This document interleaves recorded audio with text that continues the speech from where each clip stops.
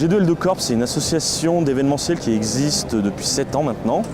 On est présent sur Lyon sur de nombreux événements, dont la Japan Touch depuis 5 ans maintenant. On fait également des événements qui sont propres à nous-mêmes. En fait, on organise nos propres événements, pas à l'échelle de la Japan Touch, mais à notre échelle à nous. Donc toujours un petit peu sur Lyon.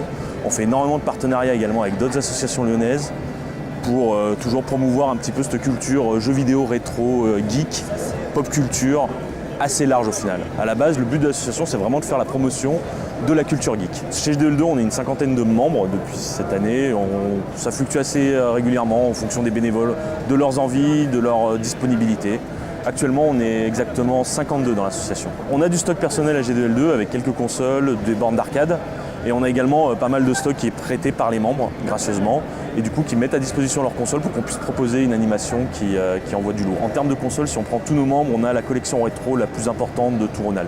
Généralement, ce qu'on essaye de privilégier avant tout dans les événements, c'est des consoles qui sont jouables en multijoueur, à beaucoup le plus possible. Souvent, on sait que les setups avec Smash Bros ou Rocket League ou encore Bomberman, qui sont des setups à beaucoup de joueurs, minimum 4, sont très appréciés. Et après également les setups un petit peu exotiques, tout ce qui est borne d'arcade qu'on n'a pas l'occasion de voir chez soi, ça marche très très bien, avec toujours la sensation de jouer sur du matériel d'antan sans avoir à payer les pièces qu'on devait payer à l'époque, quoi.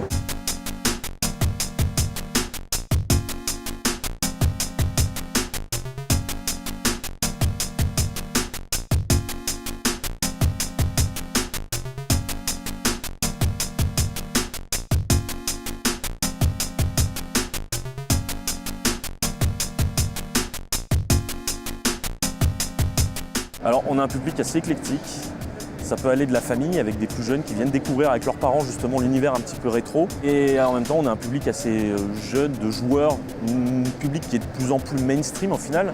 On a un peu évolué en fait du jeu vidéo qui était vraiment destiné à un public de niche avec des prix très élevés et des consoles qui n'étaient pas accessibles pour tout le monde à des jeux qui sont maintenant gratuits, que tout le monde peut jouer, que ce soit sur mobile, que ce soit sur ordinateur. Du coup le public de l'animation jeu vidéo s'est élargi énormément et touche de plus en plus de public avec des publics qu'on n'avait pas l'occasion de toucher il y a encore 10 ans. Sur le stand, on peut remarquer qu'on a plusieurs consoles, on a des trucs assez classiques, tout ce qui est Super NES, NES, ça se retrouve encore assez facilement, et même avec les portages aujourd'hui, avec les Super NES Mini, les NES Mini, les Commodore Mini et tout, on a un panel de rétro qui revient à la mode. C'est pas vraiment du rétro, c'est du Raspberry avec du coup quelques jeux dessus, mais ça reste du rétro quand même sur le principe, donc c'est plus difficile, mais ça se trouve encore. Ce qui est encore le plus dur, en fait, c'est de pouvoir le proposer en bonne qualité, c'est-à-dire avec la version d'origine et sur un écran d'origine.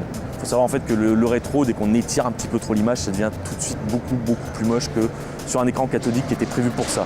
Donc des écrans de maximum 70 cm, alors qu'aujourd'hui on a des écrans de 130, 140 assez facilement, quoi. Aujourd'hui on est mandaté pour faire du jeu vidéo. Après l'association est beaucoup plus large, on propose des animations sur scène avec du quiz, des animations cosplay, etc. On propose également du jeu sur table, mais pour la Japan Touch, en fait, on a d'autres associations avec qui on est partenaire la plupart du temps qui font ça très bien. Et nous, on est mandaté spécifiquement pour le jeu vidéo. Sur la Japan Touch, on s'occupe du jeu vidéo, mais en règle générale, on est très ouvert. Comme je disais, on est ouvert très pop culture, très culture geek en général. Donc ça passe par le jeu vidéo évidemment, mais ça passe également par le jeu sur table, ça passe par les animations sur scène, ça passe par la pop culture cinéma, par la pop culture comics, manga. Donc c'est pour ça aussi qu'on est si bien à la Japan Touch au final, c'est parce qu'on se retrouve dans cette communauté aussi. Pas juste à cause du jeu vidéo, mais pour tout ce que ça représente.